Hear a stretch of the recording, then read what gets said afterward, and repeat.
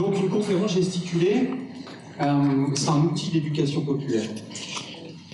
C'est un moment où la personne qui est sur scène ou pas sur scène va raconter sa vie, va faire un récit de vie,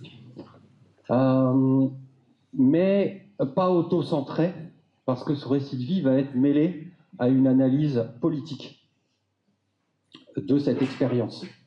En fait, c'est un mélange de savoir chaud et de savoir froid. C'est Franck Lepage, pour celles et ceux qui le connaissent, qui crée la première conférence gesticulée à Avignon. Et Franck Lepage, il dit qu'une conférence gesticulée, c'est du savoir froid. Le savoir froid, c'est celui qu'on apprend à l'école, dans les livres, à l'université. Et le savoir chaud, c'est notre expérience, notre vie, parce qu'on apprend par l'expérience. Et en fait, Franck Lepage, il dit c'est un mélange de savoir chaud et de savoir froid, sauf que quand on mélange de l'eau chaude et de l'eau froide, ça fait de l'eau tiède. Eh bien, pas là. Normalement, ça doit créer un orage. Un orage politique, parce que toutes nos vies peuvent être lues aussi avec une paire de lunettes, et la paire de lunettes sociologique du système dans lequel on vit. Donc voilà, je vais vous parler de moi, mais peut-être que ça va vous parler de vous. Ça va? Vous êtes prêtes et prêts? Eh ben on y va. Alors, je fais toujours un truc, parce que j'ai un problème avec les cheveux, moi. En fait, je passe régulièrement la main dans les cheveux, surtout quand on va m'écouter là comme ça pendant 1h30. J'aime pas être trop bien coiffé. Moi j'aime bien quand ça déborde. J'aime bien quand ça dépasse. J'aime bien quand c'est pas dans les normes. Et puis, pour vous dire, j'aime pas le coiffeur. Alors, il y a peut-être des gens parmi vous qui ont été coiffeurs, qui ont la famille coiffeur. Non, ça va? Parce qu'en fait, c'est pas vrai que j'aime pas le coiffeur, c'est que j'aime pas aller chez le coiffeur. Alors, j'aime pas aller chez le coiffeur parce que j'y vais pas souvent. J'en change régulièrement, et à chaque fois, en fait, on recommence des conversations, mais un peu des conversations de surface. Alors, quand il va en septembre, bonjour, ça va? La rentrée, ça a été? Les enfants sont bien rentrés? Et cet été, vous avez été où? C'était bien les vacances? Et la phrase qu'on a souvent, vous faites quoi dans la vie? Et là, en fait, comme on est dans une société qui se résume quand même au travail et à l'emploi, quand on a cette petite phrase, vous faites quoi dans la vie? On ne dit pas, moi j'aime bien cuisiner, j'aime bien glander. Non, on dit ce qu'on fait comme travail. Alors quand tu es coiffeur, ça va, tu dis je suis coiffeur, on sait ce que tu fais. C'est pareil quand tu dis tu es boulanger, tu es dentiste, on sait, tu es électricien. Moi, c'est un peu plus compliqué. J'ai été fonctionnaire territorial. Ouais, ça fait rire. Hein. Alors, mais j'ai eu plein de boulot en fait pendant que j'étais fonctionnaire dans une mairie. J'ai fait de l'animation, je fais de l'animation pour les enfants, pour les jeunes, dans les CAJ, comme on disait avant à l'époque. Je me suis occupé d'un centre socio-culturel, j'étais bibliothécaire, je me suis occupé d'un cinéma, je travaillais dans un CCAS, un centre communal d'action sociale. À un moment, j'ai été même chef du service des archives. Bon, là, c'était un placard. J'étais au grenier. Mais bon, j'ai pas toujours été fonctionnaire. À un moment, j'ai eu un super métier. J'ai eu un super métier que j'ai quitté au mois de juin. Et j'avais 2 versions pour présenter mon métier.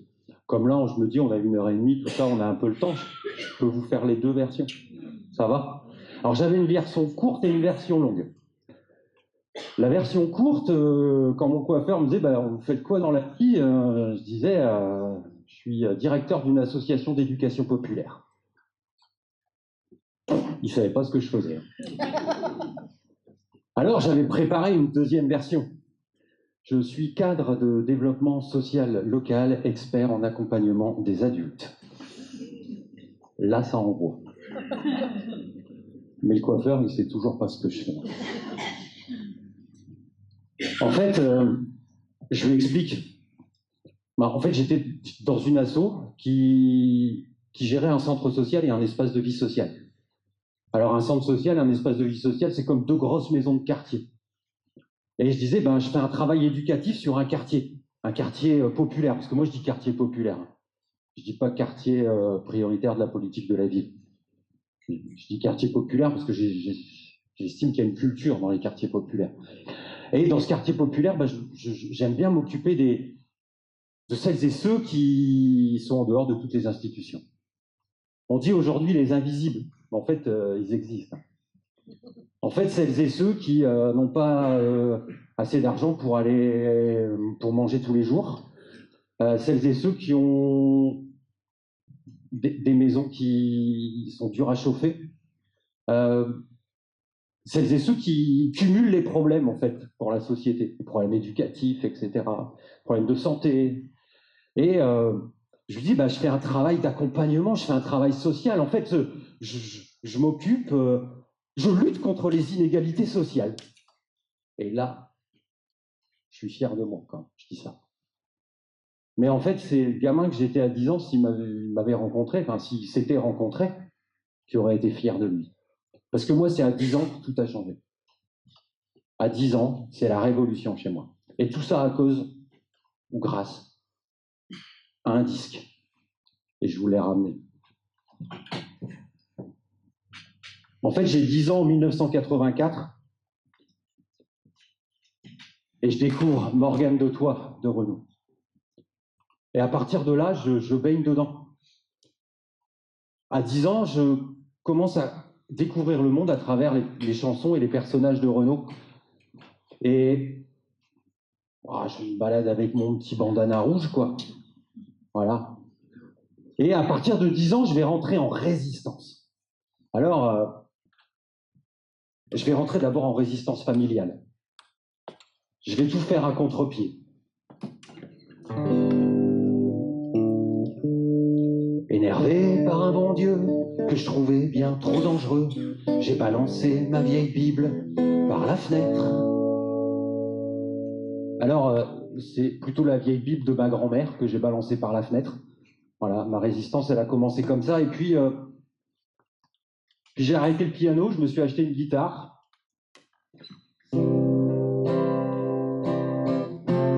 Elle était socialiste, protestante et féministe, un peu chiante et un peu triste, institutrice. Alors, j'ai pas choisi l'éducation nationale, comme dans la famille. Non, j'ai choisi l'éducation populaire. J'ai choisi une éducation qui se permettait d'avoir un regard critique sur le monde dans lequel on vivait. J'ai choisi une éducation qui n'avait pas peur de parler des rapports sociaux de domination. J'ai choisi une éducation qui pouvait se permettre de lutter contre les inégalités sociales et qui ne faisait pas de la reproduction d'inégalités ou d'injustices dans son institution. Alors ouais, j'ai choisi l'éducation populaire et je me suis dit, en étant directeur d'un centre social, je vais être un maillon des politiques publiques et je vais me servir des politiques publiques pour lutter contre les inégalités sociales, les injustices. Un peu un Robin des Bois qui sera autorisé par l'État, quoi. Mais en fait, les politiques publiques, elles sont faites par un système. Aujourd'hui, on parle d'un système néolibéral, d'un système capitaliste. Et si les politiques publiques qui sont faites par un système, elles sont peut-être là aussi pour protéger et laisser ce système en place. Et en fait, quand je disais à mon coiffeur, je travaille dans l'accompagnement social, il me disait, oh, vous travaillez dans le social, ça ne doit pas être facile tous les jours. Mais en fait, ce qui n'est pas facile tous les jours, c'est de croire que les politiques publiques, elles vont nous servir à lutter contre les inégalités et les injustices, et en fait se retrouver parfois devant des murs. Et des murs, j'en ai eu pas mal, en fait. Alors, je me retrouve un jour dans une réunion, une cellule de crise, parce que 3 jours avant, Je sors de mon centre social, ma voiture, prêt à rentrer, j'ai un petit coup de fil de l'adjoint au maire qui m'appelle. Il me dit allô Christophe, ça va? Bon, ça va, je fais fini la journée, ça va, il m'appelle jamais. Il dit bah, j'ai pas une bonne nouvelle en fait. Ah bon? On est fin mars. Et là, il me dit la subvention pour l'association, on va pas pouvoir la verser en totalité. Ah bon? Non, il va y avoir une coupe de 60%. Alors il faut savoir que un centre social, un espace de vie sociale, ça vit sur un socle financier donné par la CAF et surtout par les collectivités territoriales. Donc un des deux socles en fait s'écroule sous mes pieds, moins 60%. Moins 60% sur à peu près 400 000 euros, ça fait énorme. Alors on a provoqué une réunion de crise, où là tous les partenaires sont venus, CAF, département, région, État, fédération des centres sociaux, et puis la ville. Et là je me retrouve devant le DGS de la ville, directeur général des services. C'est le chef d'orchestre qui, normalement, met en œuvre tous les services pour qu'ils agissent sur les quartiers et dans la commune. Et là je suis en train de lui dire, mais vous vous rendez compte, en fait on va devoir annuler des vacances pour les parents et les enfants. On va devoir arrêter l'accompagnement à la scolarité parce qu'on n'aura plus les moyens d'avoir les postes. On fait de la redistribution de vêtements, de meubles pour les gens qui en ont besoin. On a une cantine sociale. En fait, on travaille avec les banques alimentaires, les dons, etc. Et on fait 2 à 3 fois par semaine des repas pour 200 personnes qui ne vont pas pour des gamins qui ne vont pas à la cantine, pour des parents qui ne font pas à manger chez eux pour plein de raisons. Et je lui dis, ben, c'est tout ça qui va s'arrêter. Et alors, quand je le dis pas comme ça à l'époque. J'ai la voix qui tremble. Parce que moi, j'y crois, en fait, à mon métier. Donc, j'ai la voix qui tremble. Et il me regarde, il me dit, mais on n'est quand même pas là pour larmoyer. Alors, c'est là que je me dis, ben non, travailler dans le social, c'est pas si facile. C'est pas si facile parce qu'il va falloir utiliser les politiques publiques et en même temps lutter contre elles. Si on veut faire un vrai travail d'éducation populaire. Parce que dans le système néolibéral et le système capitaliste, il y a ce qu'on appelle la marchandisation qui est en route, comme une privatisation des services publics, comme une privatisation des associations. Et le capitalisme, c'est facile en fait, hein, au départ, pour savoir. Il naît à peu près avec la révolution industrielle, et finalement, il y a une partie de la population qui possède des moyens de production et des outils de production. Ils sont peu nombreux, mais ils possèdent. Et en fait, ils ont besoin d'une force de travail. Les femmes et les hommes qui vont travailler et qui vont louer, vendre leur force de travail. Et ces personnes qui maîtrisent et qui ont la propriété des moyens de production, leur objectif, c'est de faire du profit. Donc moins ils vont payer les salaires, mieux ce sera. Sauf que d'un côté, ils sont nombreux, les travailleuses et les travailleurs. Alors il va falloir qu'ils adhèrent au capitalisme. Et c'est là qu'arrive la culture néolibérale. La culture néolibérale, elle va s'infiltrer partout, dans les médias, dans les films, dans nos lectures. Elle va s'infiltrer dans notre vocabulaire. Et d'ailleurs, dans les métiers de l'animation socioculturelle aujourd'hui, on va aussi parler de résultats. On va aussi parler de contrepartie. On va aussi parler de mérite. On va parler de bilan. En fait, c'est tout le vocabulaire économique et néolibéral qui s'infuse tout doucement dans nos métiers. Et en fait, c'est de ça que je voudrais vous parler aujourd'hui. C'est comment finalement les politiques publiques, elles servent un système et pas forcément ce que nous on croit, ce que moi je croyais, l'émancipation et l'éducation populaire. Ça va toujours? Alors, je vais vous parler un petit peu du centre social et de l'espace de vie sociale dans lequel je travaillais, et j'ai travaillé pendant 15 ans. Bon, moi, quand j'arrivais dans le centre social, j'arrivais vers 8h30, 9h, le centre social, il était ouvert. Il était ouvert parce que, pas forcément par les collègues et les salariés, il était ouvert par les habitants du quartier. Parce qu'en fait, les habitants du quartier, on leur disait, un centre social, ça vous appartient. Donc, ce qu'on a fait, c'est qu'on a filé les clés. Ils pouvaient ouvrir leur centre social, leur espace de vie sociale. Donc, quand j'arrivais, je croisais des gens qui travaillaient, bénévoles et salariés, mon équipe. Et puis les gens qui étaient là tous les jours. Et ben, je disais bonjour à Jean, je prenais des nouvelles de Monique, on prenait un petit café ensemble, et ça grouillait déjà, ça préparait déjà la cuisine pour le midi, ça s'occupait, ça s'auto-gérait. Parce qu'en fait, on n'avait pas de programme d'activité. On s'était dit à un moment donné, un programme d'activité du lundi au vendredi, ben on a quoi comme place en fait pour réfléchir et pour analyser le monde. Donc en fait, on va plus faire de programme d'activité, on va se voir, et de toute façon, comme il y aura des gens, on va travailler sur des choses utiles. Donc, ben, on réparait des voitures quand elles étaient en panne dans le quartier, on faisait de l'accompagnement à la scolarité parce que les gamins sortaient de l'école, mais tout ça, c'était pas calculé. En fait, il se passait toujours quelque chose, mais parce qu'il y avait des gens. Alors, je passais comme ça, je passais dire bonjour à Jean, à Monique, à Fred, à Béa. Ouais, mais de moins en moins, en fait. De moins en moins, je m'arrêtais avec eux prendre le café. Parce qu'en fait, j'arrivais déjà, j'avais mon téléphone portable et j'essayais de choper une pièce, j'ouvrais mon ordinateur, une pièce parce qu'on n'avait pas de bureau. On avait estimé à un moment donné un peu comme des utopistes et des rêveurs en se disant, bah, on est des animateurs, nous. En fait, notre métier, c'est quoi? C'est d'être avec les gens. Quand on est dans notre bureau, on n'est plus avec les gens. Donc en fait, on n'avait plus de bureau, comme ça, principalement, notre travail se passait avec les gens.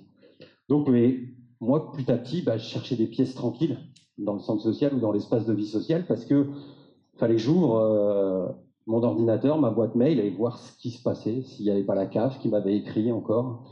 Alors quand on m'écrivait, c'était toujours pour des problèmes. Hein. T'avais pas rendu ce bilan-là, etc., t'étais en retard sur ça.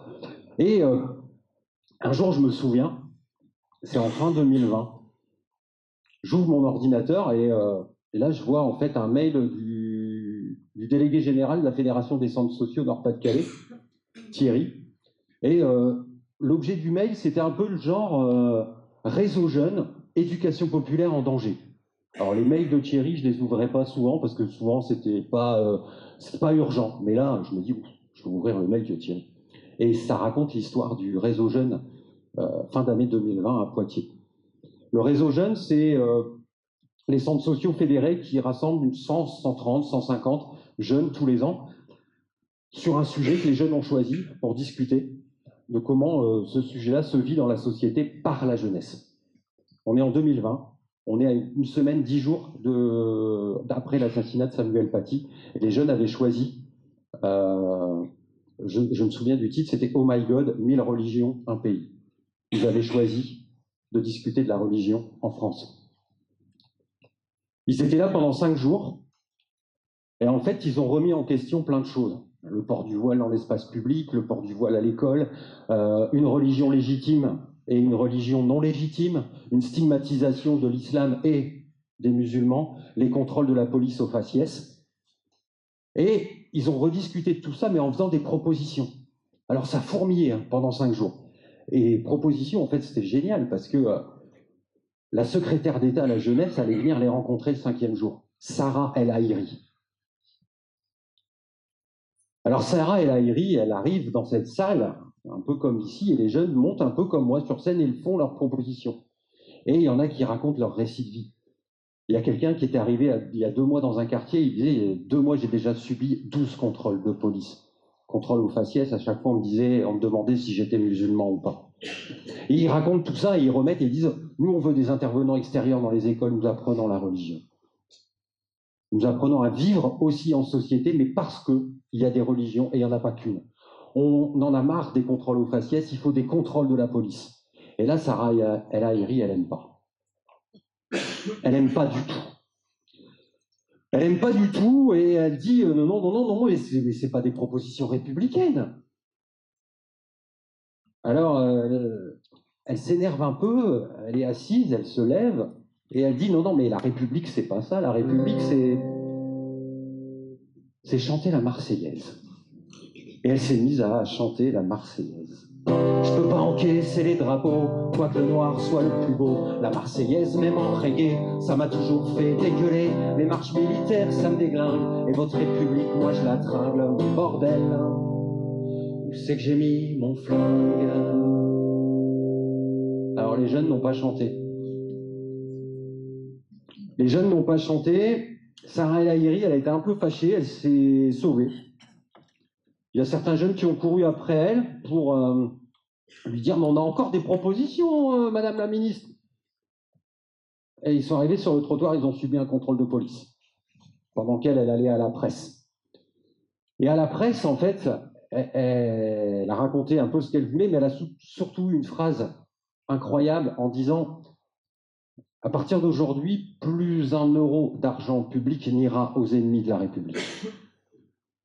La Fédération des centres sociaux nationale a connu un contrôle sur pièce et sur place, dirigé par le ministère à l'époque.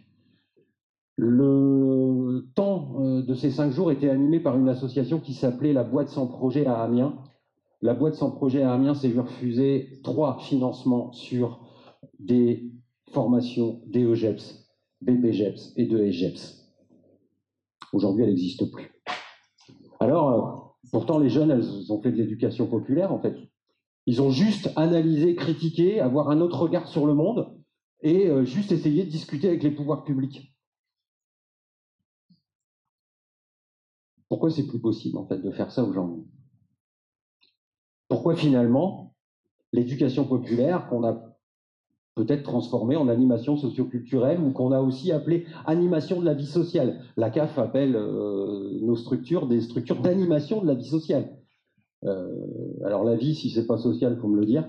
Et la vie, si c'est pas animé, il faut me le dire aussi. Donc l'animation de la vie sociale, c'est un peu redondant, mais bon.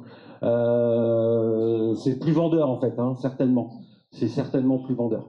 Mais, ou alors le développement social local, ou l'ESS, l'économie sociale et solidaire, le capitalisme à visage humain. On essaie de nous vendre ces choses-là, en fait. L'éducation populaire, comment elle a changé? En fait, l'éducation populaire, elle prend un virage au début des années 80, avec la décentralisation. Alors moi, j'ai rencontré la décentralisation, je vous ai dit, hein, j'ai été fonctionnaire d'une mairie, en fait. J'ai rencontré la décentralisation en 98. Parce qu'en 98, je suis rentré dans une mairie parce que j'étais objecteur de conscience. À l'époque, on pouvait refuser de faire l'armée, sauf qu'au lieu de 10 ou 12 mois, on en faisait 24. Et il fallait trouver un endroit pour t'accueillir pendant 24 mois. Et moi, c'est une mairie dans le bassin minier. Parce que j'ai pas dit d'où je venais, je viens du bassin minier du Nord. Et j'ai dans le cœur, en fait, moi, mon bassin minier, parce que c'est là que j'ai appris la solidarité. La vraie solidarité, pas celle qui répare seulement. La solidarité qui nous permet de discuter ensemble, en fait. La solidarité qui permet de construire un monde ensemble, qui permet de faire du commun. Alors, je suis objecteur de conscience. Monsieur le Président, je suis un déserteur de ton armée de blancs, de ton troupeau de branleurs. Ils auront pas ma peau, toucheront pas à mes cheveux, je saluerai pas le drapeau, je marcherai pas comme les bœufs. Alors, j'ai pas été déserteur, j'étais objecteur de conscience, mais en fait, c'est là que je découvre et que je rencontre la décentralisation. Alors, Renaud, lui, il fait ses premières chansons en 1968, sur les barricades de 68 quand même. Et Renaud est fan de Brassens. Et Renaud a l'occasion de rencontrer un jour Brassens et il s'est toujours dit fils de mai 68 et de Brassens. Alors moi je peux me dire fils de Renaud et de la décentralisation. C'est un peu moins glamour, mais voilà. Donc, et moi aussi j'ai rencontré mon idole en fait, 2 fois. Donc ça c'était aussi sympa et à chaque fois j'ai pas réussi à parler.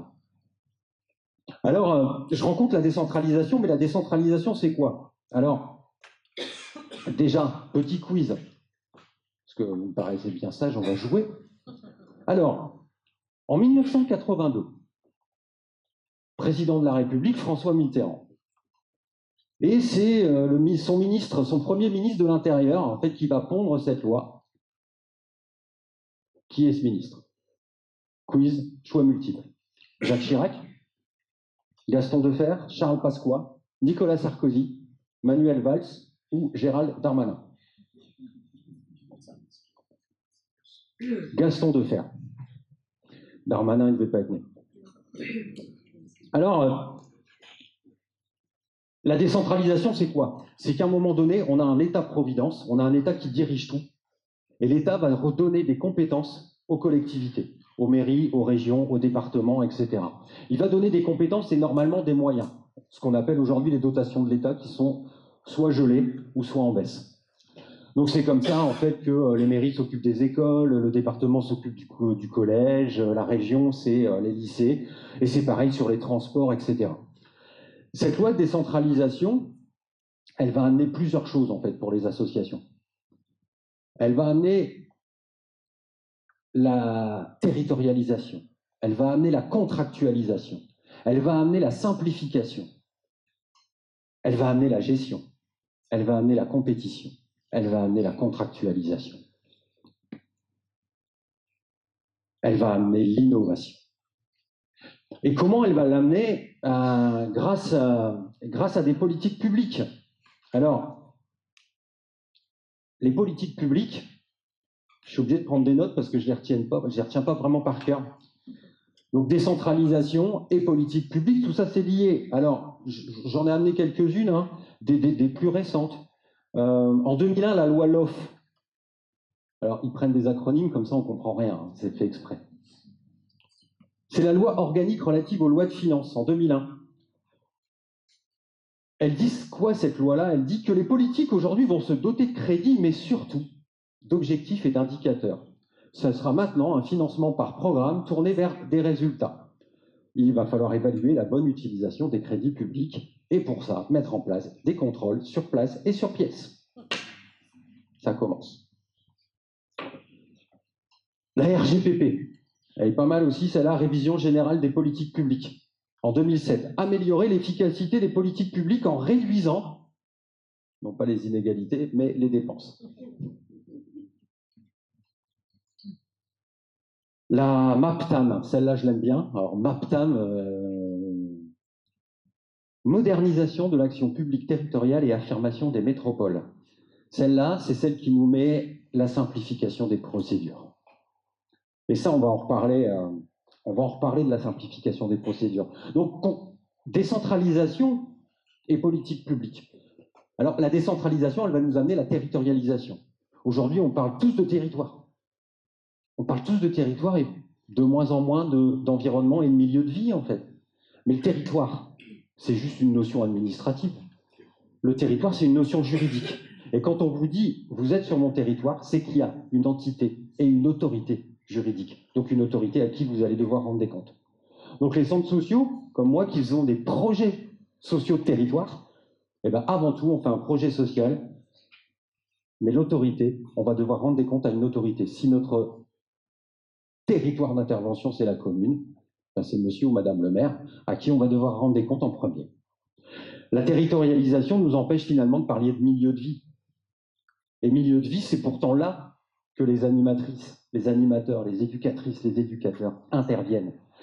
C'est nous qui savons comment les gens y vivent dans leur quartier. C'est pas en regardant le territoire qu'on sait ça. Alors, la décentralisation, elle va amener aussi la contractualisation. Vous savez, les fameuses conventions pluriannuelles d'objectifs et de moyens, qui nous disent, bah, c'est génial, on a des sous en fait. Ouais, sauf que ça inverse. C'est-à-dire que les objectifs, on va devoir les coller aux financeurs. Et c'est plus le projet politique de l'association qui est mis en avant, c'est plus son objet, c'est son objectif sur convention. Et c'est là-dessus que l'association va être évaluée. Et non plus sur l'objet propre qu'elle a au départ, non plus sur son projet politique. Les conventions d'objectifs pluriannuels et de moyens ont simplement invisibilisé les projets et les programmes politiques des associations. Alors, la contractualisation, la compétition. Les enveloppes des politiques publiques, quand elles nous financent, on nous dit, elles sont soit en réduction, soit constantes. Mais les acteurs et les actrices sur les territoires, ils sont de plus en plus nombreux. Donc qu'est-ce qui se passe entre le centre social là et le centre social qui est là, ou l'espace de vie sociale, ou l'association qui met en place des accueils collectifs de mineurs? Eh ben, ils vont se faire la guerre pour avoir l'argent, en fait.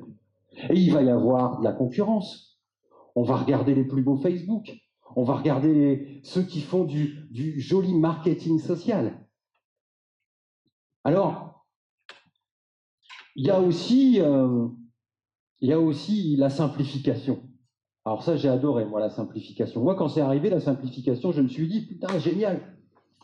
Moi qui me tapais sans arrêt des projets là à écrire, simplification des procédures, je me suis dit, je vais écrire un projet, je vais l'envoyer sur leur plateforme et les partenaires, ils vont venir regarder mon projet et puis ils vont me financer.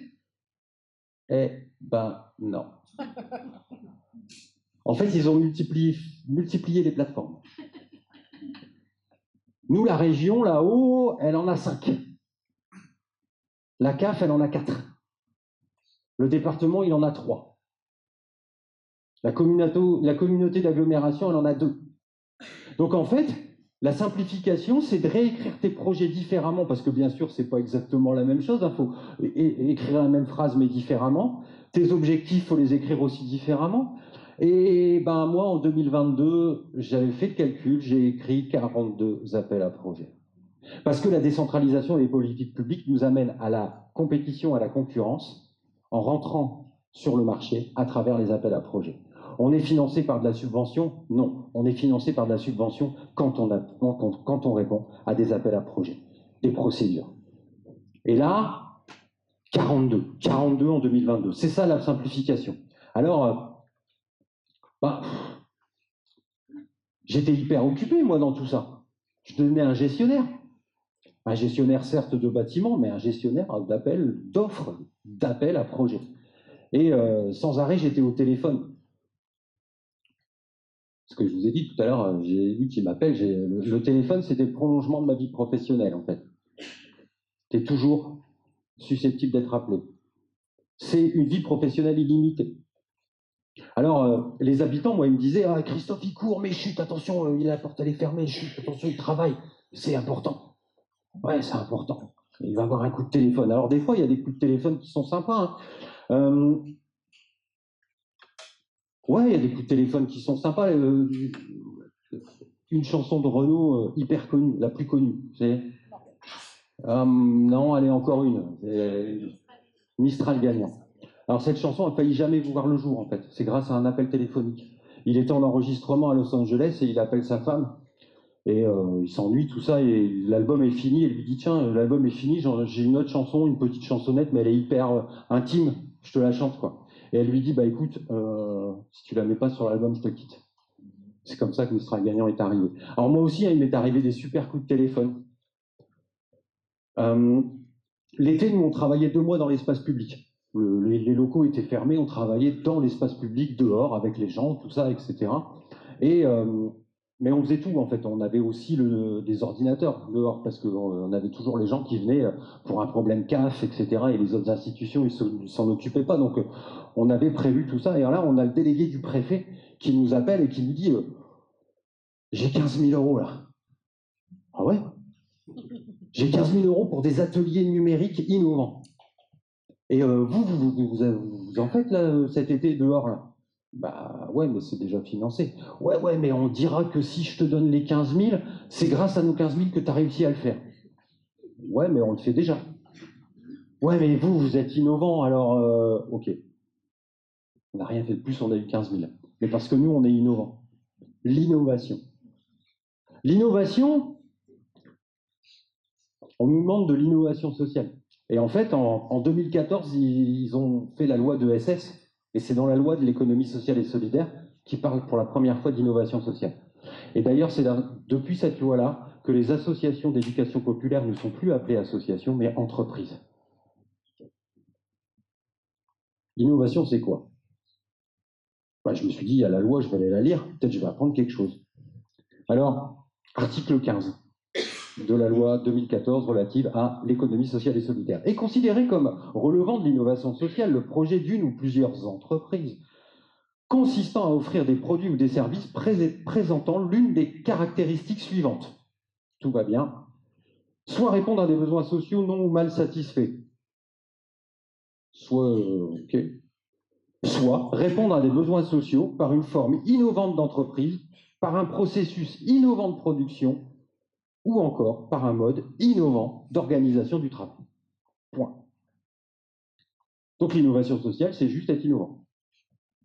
Alors, moi j'avais quand même un problème avec ça, parce que Quand tu es financé sur les appels à projets, tu es financé si tu es innovant. Moi, j'ai une cantine sociale, je vous avais parlé, j'avais une cantine sociale. Elle est innovante la première année. Génial, tu as les sous. La deuxième année, les gens, ils sont toujours là, ils ont toujours envie de la cantine sociale. Eh ben, atelier collectif de cuisine partagée. Ah, c'est financé, c'est innovant. La troisième année, on fait des repas dehors aussi, donc on s'est dit, on a été un peu, pour être vraiment innovant là, on va dire, cantine pirate et sauvage, financé. Quatrième année, bon, ils se souviennent plus de la première année, en fait, tu peux la rappeler cantine sociale, en fait. Et ça passe. Et elle a été financée pendant 8 ans. Donc, voilà, j'étais gestionnaire des politiques publiques. J'étais gestionnaire des appels à projets. Toujours pour le bien des habitants et des personnes qui venaient, hein, mais toujours soumis aux experts. Parce que la décentralisation, elle a permis de créer l'expertise. Et l'expertise tenue par des experts. C'est Bourdieu. Bourdieu, c'est un sociologue du siècle dernier qui a parlé pour la première fois des experts. Et il disait, les politiques publiques vont créer l'opinion publique. Tout le monde va y croire. Et pour ça, en fait, ça va se gérer en commission, tenue par des experts.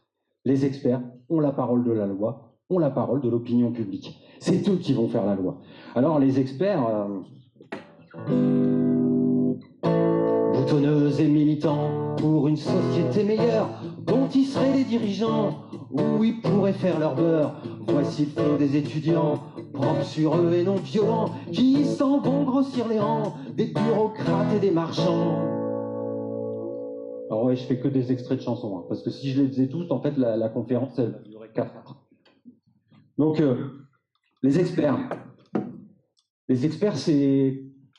Par exemple, pour nous, c'était la responsable territoriale de la CAF. Quand on envoie un projet social, normalement, c'est un conseil d'administration de la CAF qui choisit.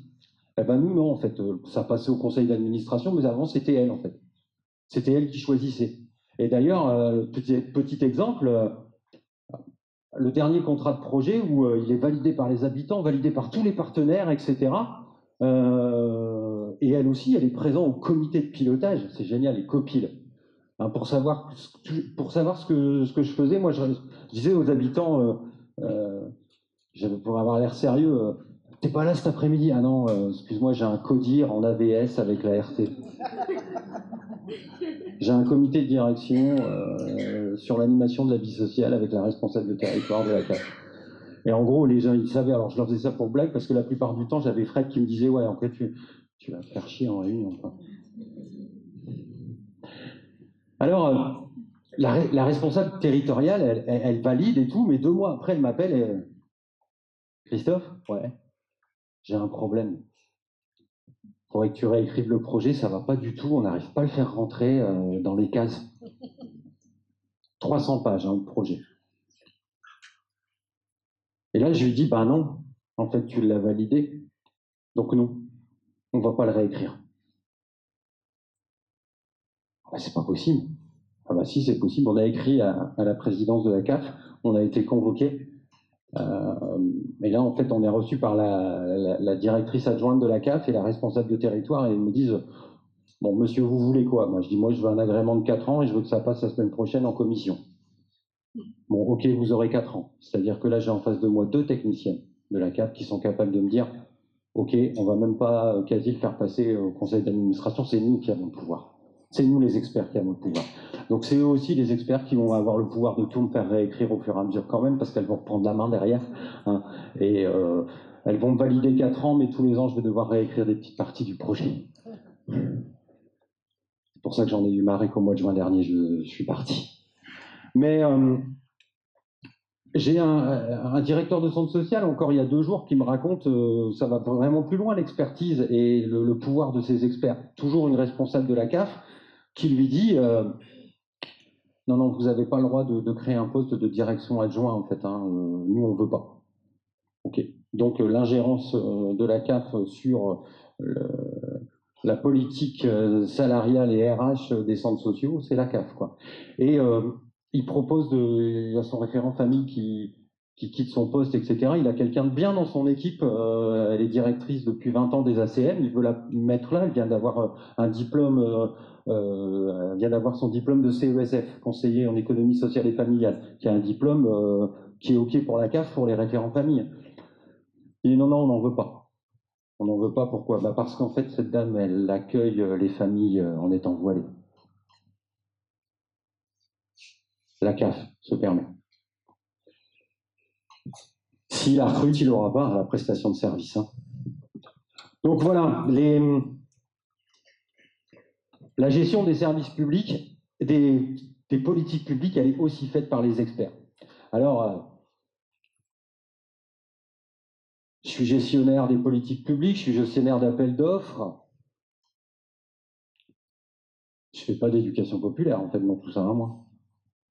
Non, je fais de la gestion de la paix sociale. Je fais de la gestion de la paix sociale et de la pacification. C'est Pierre Bourdieu qui nous parle aussi pour la première fois de pacification. En fait, faut donner de la fête et du loisir aux gens, quoi. Ils font la fête au mois de juillet en souvenir d'une révolution qui n'a jamais éliminé la misère et l'exploitation.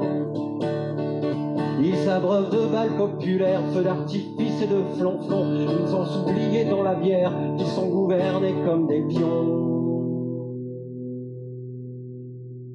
Alors pour oublier, ouais, je ferai pas la suite.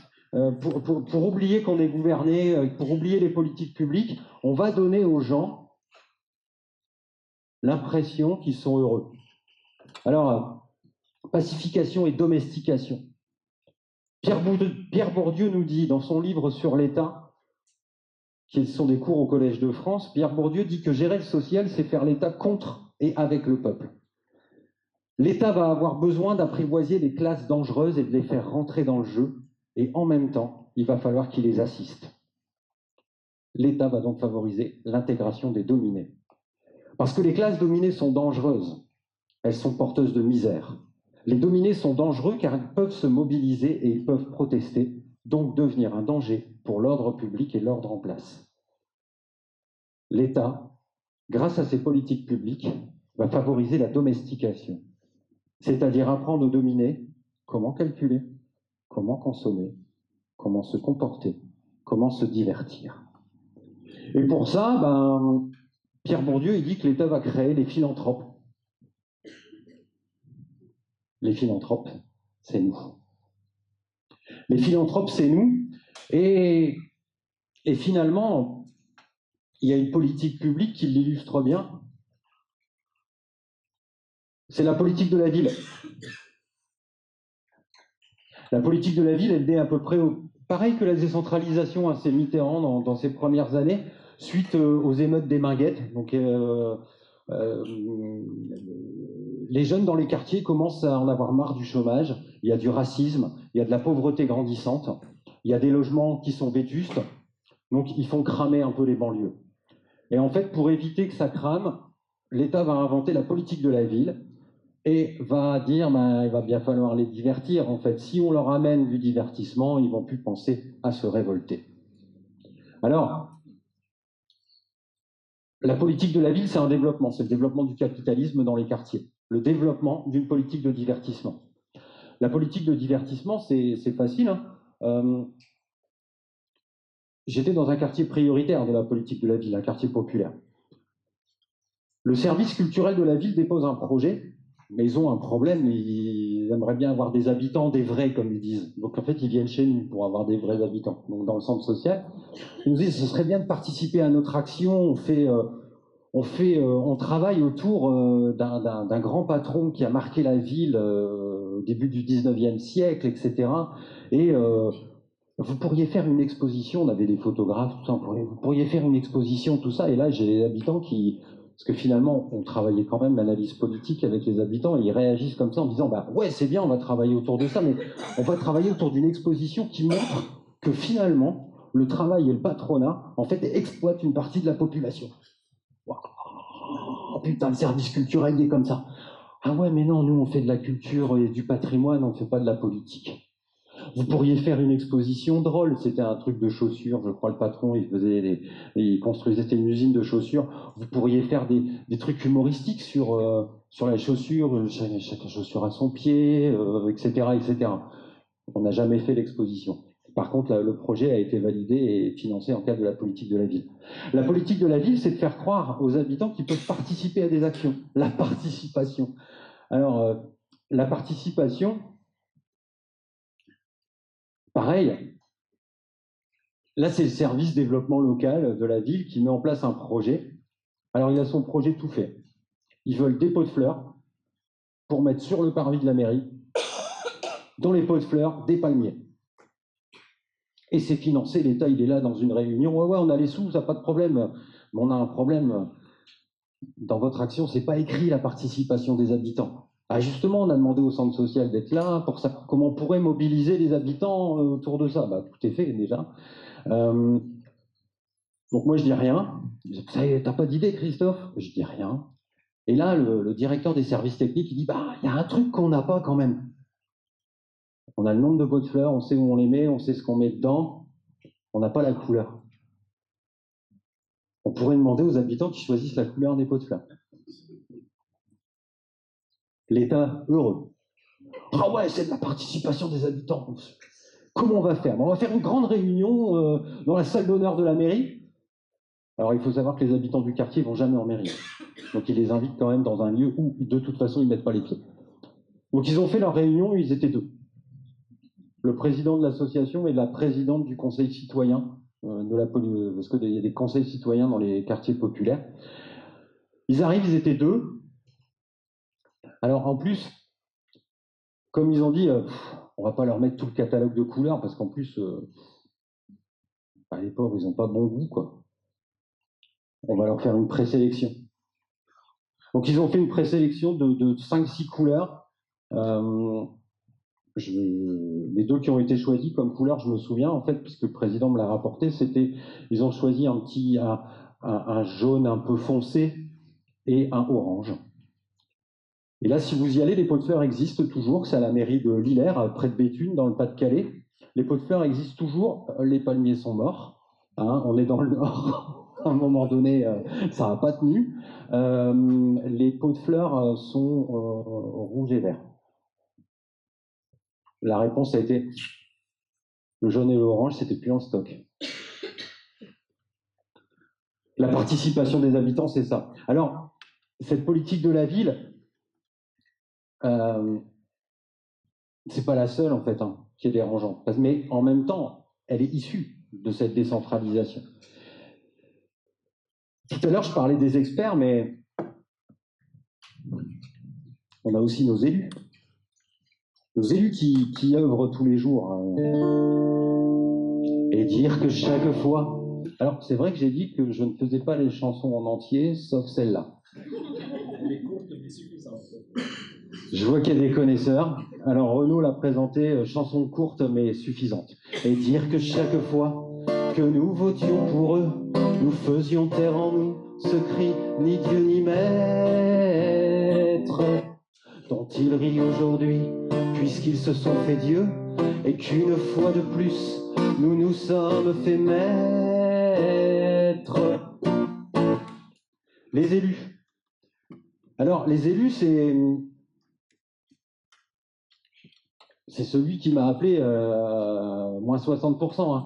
Mais les élus, quand ils sont arrivés en 2020, les dernières élections, c'était au moment du Covid, il y a eu premier tour en mars et après ça a été en juin. Et nous, on n'a pas trouvé mieux qu'entre mars et juin, comme il n'y a rien qui se passait dans les rues, on a affiché, on a tiré des grandes affiches et on a affiché nos promesses politiques jusque 2028.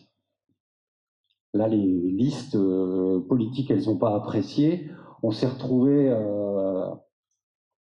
invités à discuter à un débat entre les listes politiques et nous. Et là, on a affirmé notre projet politique. On s'est vite aperçu qu'il y avait une liste emmenée par le Parti communiste, une liste emmenée par la droite, une liste emmenée par le Rassemblement national. Il valait mieux pour nous, pour le centre social et les habitants, que ce soit les communistes qui passent.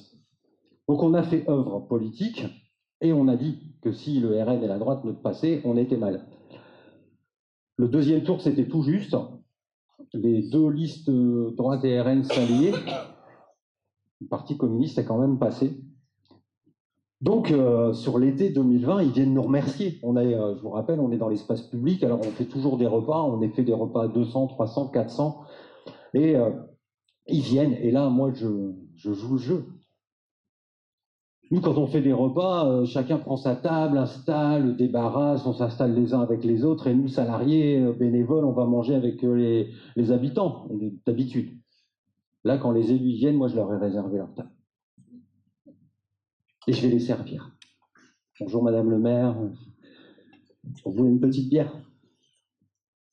3 mois après, moins 60%. Mais j'ai joué le jeu. J'ai joué le jeu parce que moi, j'ai des codes, en fait.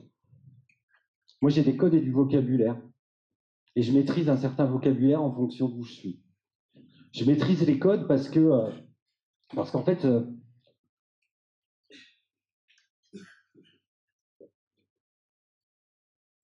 il faut savoir négocier. Je suis un gestionnaire et je vais négocier. Alors, les codes, c'est comme mon petit bandana, mais finalement,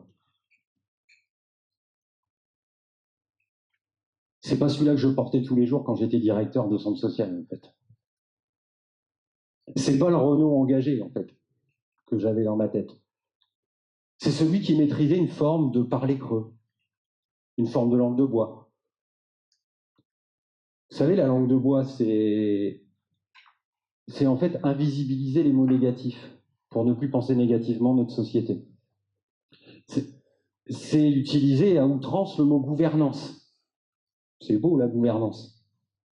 Mais en fait, en parlant de gouvernance, on ne parle plus d'organisation de pouvoir. Et si on ne parle plus d'organisation de pouvoir, on ne parle plus de rapport de force et de contre-pouvoir. On ne peut pas être contre l'égalité femmes-hommes. Mais quand on parle d'égalité femmes-hommes, on invisibilise le rapport social de domination, de la domination masculine. C'est-à-dire qu'en parlant et en ayant comme objectif l'égalité femmes-hommes, la plupart du temps, l'État ne cherche pas à démonter le rapport social de domination, qui est la domination masculine. Alors, il y en a d'autres, comme ça, les seniors. C'est mieux de dire je suis senior que vieux, quoi. Ça fait plus classe. Mais cette langue de bois, moi, j'ai appris à la maîtriser, et parfois, ça devient du parler creux. Vous savez, comme dans les réunions, on a l'impression que le gars, il va waouh, ben non, putain, on voit du lourd. Hein, ok. Alors, moi, je me suis amusé. Je me suis amusé à reconstruire des phrases à partir des circulaires de la politique de la ville. J'adore la politique de la ville. Alors, pour construire une phrase, il faut un sujet, un verbe, un complément, un adjectif. Là, ça devient une phrase complexe, mais on peut encore rajouter un complément d'adjectif. On l'appelle aussi proposition subordonnée. Donc, ça me fait une phrase avec 5 composants. Et j'ai pris les sujets, les verbes, les compléments, les adjectifs, les compléments d'adjectifs d'une seule et même circulaire de la politique d'agglomération dans mon coin. Je mets tous les... Et je m'aperçois que si je prends n'importe quelle ligne, n'importe quel numéro, ça fait une super phrase. Vous voulez essayer? Alors, j'ai 9 propositions, je crois. 1, 2, 3, 4, 5, 6, 7, 8, 9. Donc j'ai besoin d'un choix entre 1 et 9. 7. Allez, on va prendre toujours entre 1 et 9. 2. 2, 3, 4, 5. Un petit peu dans le fond. 3, 1 et 9. Criez fort. 6. Et un dernier par là. 1. Alors, vous avez construit, à mon avis, une super phrase qui dit que la mixité stimule les programmations sociaux des territoires. C'est beau, hein? Vous auriez pu faire la prévention simplifie les interventions singulières des habitants. Ou encore l'expertise renforce les fondements innovants de l'éducation. Ça, c'est ce que j'ai entendu pendant 15 ans en réunion. C'est comme ça que je parlais. C'est comme ça que je parlais en réunion. Et finalement, c'est comme ça quand je dis je m'en vais à un CODIR, de l'AVS, et ça parle pas vrai en fait. Ça parle pas vrai et quelque part c'est assez violent. Quelque part c'est assez violent pour celles et ceux qui comprennent pas. La violence en institution, c'est Stanislas Tomkiewicz qui en parle pour la première fois. Stanislas Tomkiewicz, il est psychiatre, psychothérapeute, spécialiste des droits de l'enfant. Et il parle de la violence institutionnelle dans les structures de l'enfance. Et il nous dit que toute institution pour qui l'idéologie devient plus importante que les usagers est à risque de violence. L'idéologie, si l'idéologie capitaliste devient plus importante, même que le soin à apporter aux gamins qu'on reçoit, ça veut dire que cette institution pourrait être violente. Alors, les mots sont violents. Elle se fait où la violence? Les élus. On a une habitante qui s'appelle Cindy. Elle vivait dans une ville à côté. On la rencontre l'été. Elle va être virée de son logement parce qu'elle a des impayés. Mais elle a envie de venir sur la commune. Parce que là, ses enfants, ils se sont éclatés cet été. Ils commencent à avoir des liens avec d'autres. On appelle les bailleurs, on a un logement. On a un logement pour mi-novembre. Mais elle veut inscrire ses gamins à l'école, mais dans le quartier. Donc elle va voir l'élu pour avoir une dérogation. Et l'élu lui dit, ben, vous reviendrez quand vous aurez vraiment votre logement, si vraiment vous l'avez. En attendant, elle doit inscrire ses enfants dans une autre, parce qu'elle va être relogée d'urgence. Mais l'école ne la prend pas parce qu'elle dit bah non, vu ce que vous allez avoir, il faut mieux vous inscrire dans le... Tout le monde se renvoie la balle et les enfants ne sont pas scolarisés. Le président de l'association, il va voir cet élu, il les connaît en fait, il les connaît depuis des années, il se pointe à sa permanence et il lui dit bah écoute, tu vois là, c'est un tract qui rappelle toute la situation.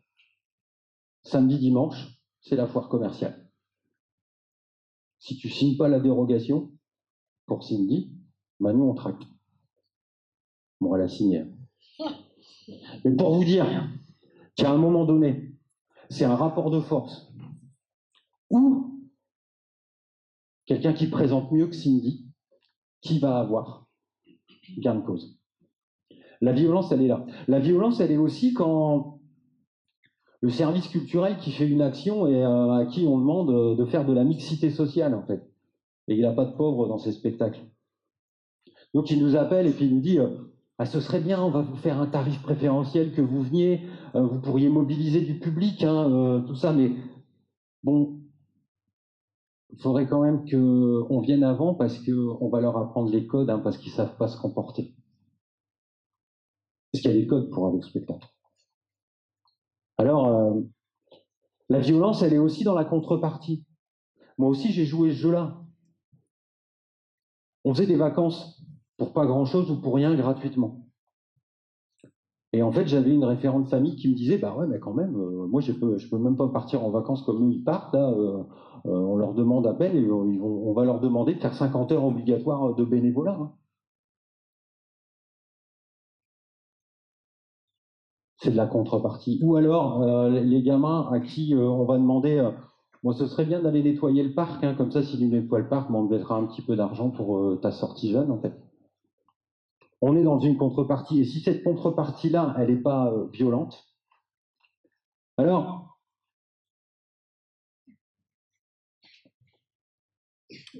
comment je fais avec tout ça?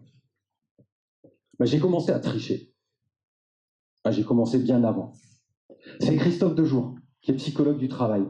Christophe Dejour, il est psychologue du travail et il nous dit, tout comme Marx en parlait, il y a le travail prescrit et le travail réel. Le travail prescrit, c'est celui qui est fait là-haut. Le travail réel, c'est celui que vous et que nous, on fait sur le terrain. Et il y a de toute façon une différence. Si la travailleuse ou le travailleur veut avoir du sens à son travail, elle va devoir faire des anicroches, elle va devoir tricher, elle va devoir imaginer, parce que le travail prescrit est impossible.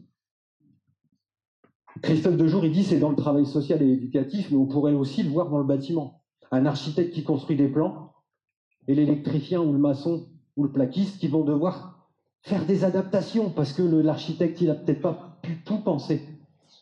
Parce qu'il fait chaud, parce qu'il fait froid, parce qu'il fait humide, parce que le sol, il n'est pas comme il l'avait imaginé, parce qu'il est dans un laboratoire froid. Et nos politiques publiques, ce sont des laboratoires froids, d'objectifs, pour maintenir certainement une société et un ordre dominant. Mais nous, si on veut vraiment donner du sens à notre travail, eh ben on va tricher. Alors comment on triche? Eh ben on triche en écrivant des actions qui vont pas forcément être faites comme on les écrit. Par exemple, quand on est financé sur de l'insertion professionnelle, et moi j'ai besoin de vélos pour des gamins, pour qu'ils se rendent au club de foot. Parce que le club de foot vient de fermer là, ils veulent aller dans là, il faut des vélos. Mais j'ai que des sous sur l'insertion professionnelle. Bah, j'écris mon dossier en insertion pro en fait. Hein. Et les gamins, au lieu de cocher la case, ils vont au foot, bah, j'ai coché la case, ils vont se rendre à un stage, quoi. Bon, c'était le mercredi soir à 18h. Et il n'y a jamais personne qui est venu voir. Ou alors c'est l'été, on fait des sorties vélo, etc. Et on peut être financé, mais la région qui nous finance, elle nous dit, on a un fil rouge, c'est le sport. Alors, les sorties vélo, si tu mettais raid VTT avec ravitaillement, ça passe. Ben, on a écrit raid VTT avec ravitaillement, on a fait des sorties vélo, papa, maman, et puis voilà, hein, on a mis le goûter quand même dans le sac. Quand même. Ou alors c'est toujours sur la région qui veut que l'été on ait un fil rouge, et là ça va, on en est sorti. Mais pendant 4 ans, on a dû travailler, nous, sur le fil rouge des Jeux Olympiques. Les gens, ils n'en avaient rien à faire. Hein. 4 ans, il y a 4 ans. Alors, on écrit qu'on fait le fil rouge, quoi. On fait la première soirée, concert rock, frites et bière. Les Jeux Olympiques, là, on l'avait un peu oublié. Quoi. Et là, le problème, c'est que de loin, moi, je vois quelqu'un qui est avec une tablette qui fait ça. Merde, c'est quoi ça? Je m'approche. Bonjour, je suis de la région de Nord-Pas-de-Calais, où il y a du monde, hein, c'est bien, on n'a jamais vu ça encore depuis. On était 600. Et les gens faisaient la cuisine eux-mêmes, ils s'entraidaient, c'était de l'autogestion. Vraiment, participation, c'est. Ah ouais, là je suis content, tout ça. Je dis, par contre, si mon chef y était là, ouais, bah, le fil rouge des Jeux Olympiques. Alors je lui dis, bah écoutez, c'est parce que vous êtes venus ce soir, mais là, on continue demain après-midi et on va faire des jeux autour des Jeux Olympiques, etc. Et là, on s'est dit, oulala. Et en fait, là, les habitants, on a discuté parce on posait toujours nos enjeux et nos difficultés. Et en fait, on s'est collectivement, on s'est amusé sur tous les jours. On était déguisés en sportifs, avec les drapeaux et tout. On se prenait en photo. On faisait pas du tout. Et bon, on le mettait juste sur le Facebook. En fait, on faisait des fausses animations. Et quand les 2 mois se sont passés, la région est revenue pour contrôler, pour faire la réunion de bilan à 2h. Du coup, on avait invité tout le monde à 1h30, on était 80 dans la salle, et je leur dis, vous oubliez pas hein, les Jeux Olympiques. Non, t'inquiète, j'ai pas eu besoin de parler, ils leur ont raconté à la région qu'on a fait des tournois de ping-pong, des trucs et tout, pas vrai. Hein. Ça, c'est Christophe Dejour. C'est Christophe Dejour qui m'a dit. Donc moi, quand un scientifique il me dit que je peux tricher et que c'est conceptualisé, j'ai conceptualisé la triche, il n'y a pas de problème, en fait, je peux l'expliquer. Alors, c'est aussi comment on cache nos excédents. Parce que à la fin de l'année, si tu fais autant d'excédents, on va te réduire tes financements de l'année suivante. Donc en fait, tu essaies de les cacher, en fait. Tu fais des immobilisations, voilà. C'est comme ça un petit peu qu'on triche aussi. Ou alors on finance plusieurs fois la même action, avec plusieurs financeurs. Et on essaie de financer aussi le nombre de temps de travail. Moi, la dernière fois, j'ai calculé, j'avais mon animateur numérique, vraiment ainsi, tous les financeurs, ils avaient regardé. En fait, il était à 2,5 ETP, équivalent temps plein.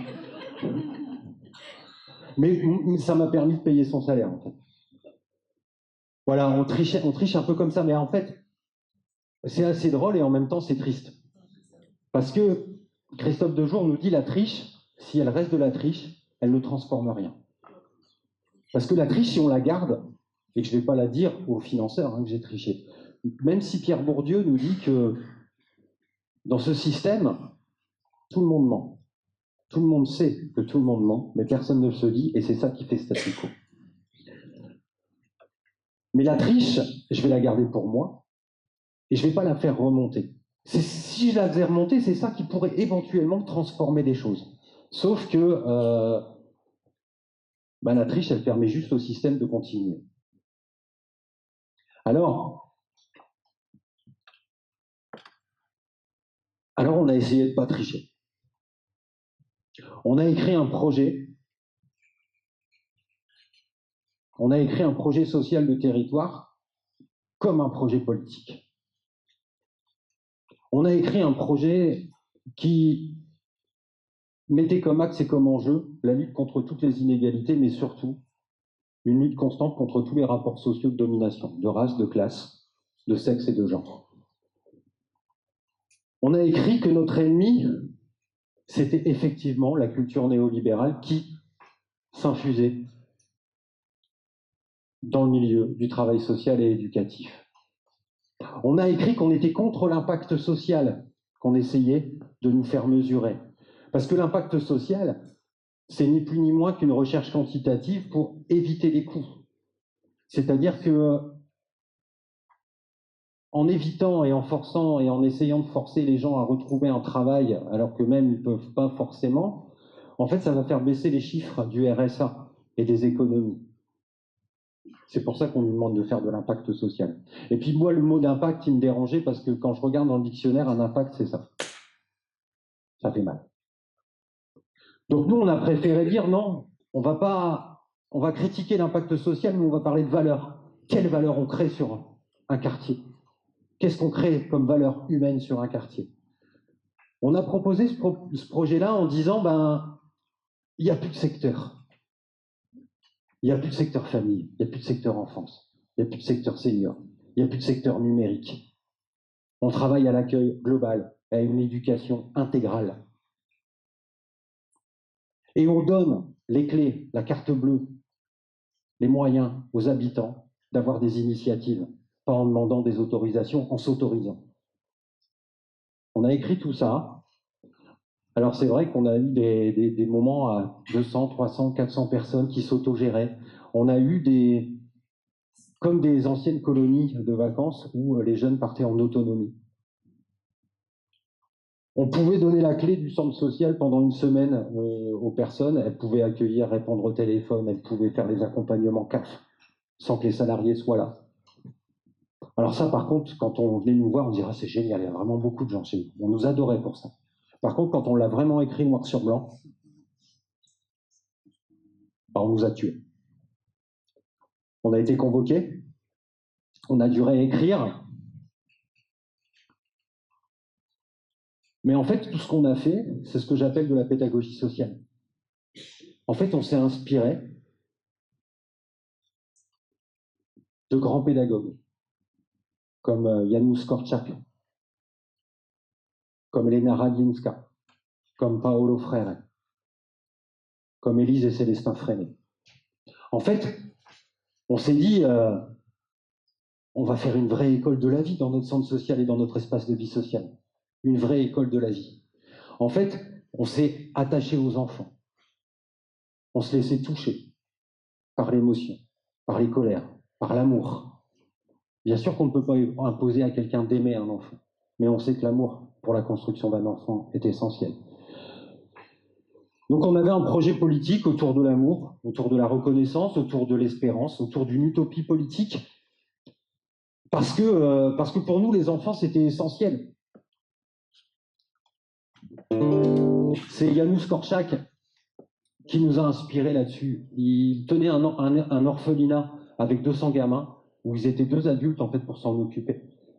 En Pologne, à Varsovie, dans le ghetto de Varsovie en 1942. Et Janusz Korczak est parti mourir avec les enfants au camp de Treblinka.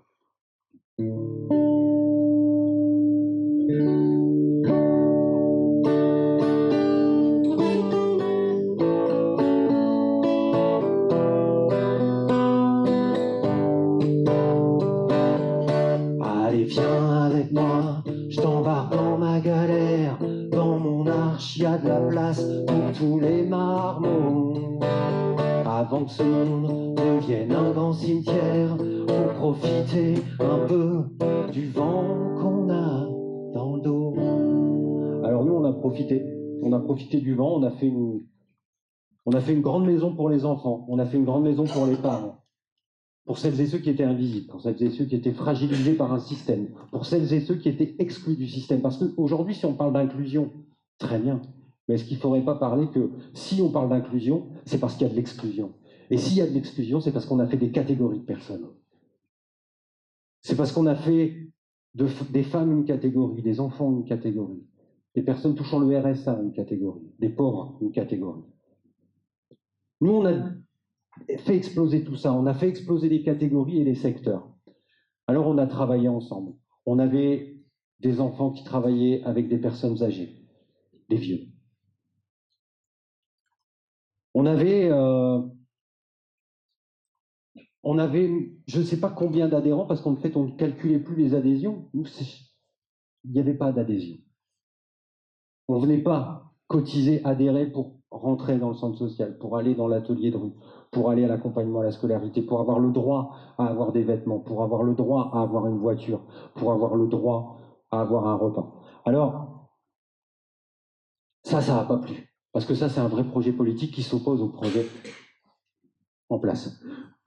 On a fait des débats philo, on a critiqué, on a fait de la distribution alimentaire tout en même temps faisant des affiches et des tracts dans la commune en dénonçant la défiscalisation sur le don alimentaire des groupes comme Carrefour, comme Auchan, comme Leclerc. Que ces gens-là, en fin de compte, se faisaient encore du profit sur la pauvreté. Donc on avait des habitants qui commençaient à comprendre comment le monde fonctionnait. On a fait de l'éducation populaire. On a fait de l'éducation populaire en s'inspirant de Freinet, en s'inspirant de Freiret, en s'inspirant de Korczak, en s'inspirant d'Elena Radlinska. Mais le dernier coup de fil que j'ai eu de Madame le maire, quand j'avais décidé de partir, elle m'a appelé. Elle m'a dit Christophe, tu vois, le pouvoir d'agir des habitants, bah, c'est pas terrible quand même. On ne peut pas donner le pouvoir à tout le monde. Merci. J'ai raccroché. Et là, je l'ai pris en pleine tronche. Qu'un projet émancipateur, ça ne plaisait pas. Ça ne plaisait pas aux partenaires, ça ne plaisait pas aux élus. Mais il a existé. En fait, il a existé, c'est un déjà là. C'est Bernard Friot. Bernard Friot, il est philosophe et économiste qui nous dit en fait, ce qu'il nous faut, c'est un projet de société. Et ce projet de société, il est déjà au travail. Ce projet de société, il est déjà là. Il est déjà là dans les petites associations de quartier. Il est déjà là dans les centres sociaux. Il est déjà là dans les tiers-lieux. Il est déjà là dans certaines écoles. Il est déjà là dans les ZAD, dans les zones à défendre. Il est déjà là dans les écoles freinées. Et en fait, ce système, certains vont dire c'est du faire commun, mais moi j'ai qu'un mot en fait. Ce système, c'est le communisme. Mais c'est pas le communisme d'État. C'est pas le communisme de l'URSS ou de la Chine. Non, c'est le communisme qui permet de reprendre la main sur le travail. C'est le communisme qui permet de reprendre la main sur les vies des uns et des autres et des dominés. Ce communisme, c'est le communisme des Black Panther Party. Dans les années 60, les Black Panther Party ont inventé les cliniques gratuites, l'école gratuite, ont inventé les taxis sociaux. C'est aussi le travail qui se fait à Dijon en pédagogie sociale actuellement, avec les gens des quartiers, dans des ateliers de rue, dans un restaurant social. C'est aussi le travail que je vois dans une école, tout près de chez moi, dans une école de travail social à La Fertesse, où les étudiants créent leur propre programme, où les étudiants sont autogérés. Ce travail-là, si moi je l'appelle le faire commun, si moi je l'appelle le communisme, c'est parce qu'en fait il peut proposer une autre forme de société. C'est parce qu'il va remettre les enfants au centre. Et en fait, comme dit Fatima Wassak dans son livre sur les mères, quel monde pour les enfants demain, mais surtout quels enfants pour le monde de demain? En fait, c'est cette question-là qui devrait nous tarauder. C'est cette question-là. Quels enfants vont réfléchir au monde de demain? Alors, en 1984, j'ai eu 10 ans. J'ai eu un point de vue situé. Comme dit Paulo Freire, j'étais du côté des opprimés. Et j'ai choisi mon côté. J'ai un point de vue situé du côté des opprimés, mais j'ai un rêve, en fait. J'ai un rêve. Et ce rêve-là, c'est changer le monde. C'est changer le monde parce que le système néolibéral n'est pas satisfaisant. Le système néolibéral n'est pas un bon système pour nos enfants. Alors, est-ce qu'on y va?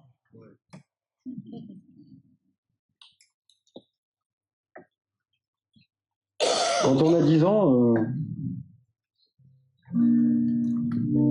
on se dit, quand je serai grand, qu'est-ce que je vais faire? Qu'est-ce que je vais faire quand je serai grand? Quand je serai grande, je veux être heureuse, savoir dessiner un peu, servir d'une perceuse, savoir allumer un feu, jouer peut-être du violoncelle et avoir une belle écriture pour écrire des mots rebelles à faire tomber tous les murs. Si l'école permet pas ça, alors je dis halte à tout. Explique-moi papa, c'est quand qu'on va où? Si tu penses un peu comme moi, alors dis halte à tout. Et maintenant papa, c'est quand qu'on va où? On y va ensemble? Merci.